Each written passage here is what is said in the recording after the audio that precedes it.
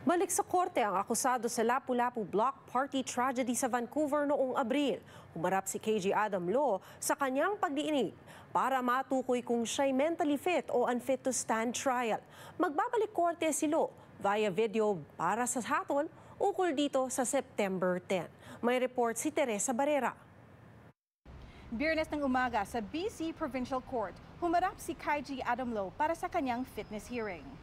Nahaharap si Lo sa 11 kaso ng murder matapos ang insidente sa syudad noong April 26, kung saan dose-dosena ang inararo ng isang SUV sa Lapu-Lapu Street Festival.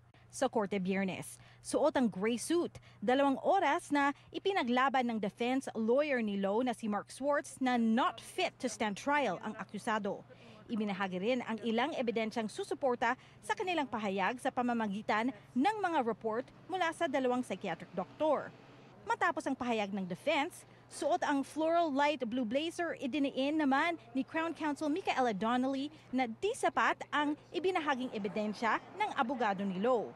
Tinalakay din ng Crown Counsel ang Supreme Court of Canada standards.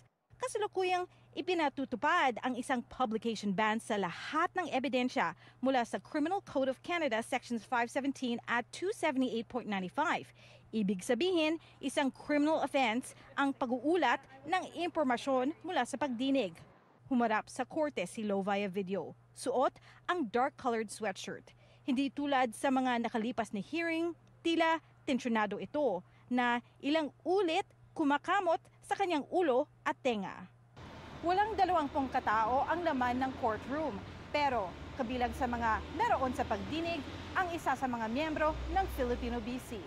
Teresa Barrera, Omni News, Vancouver.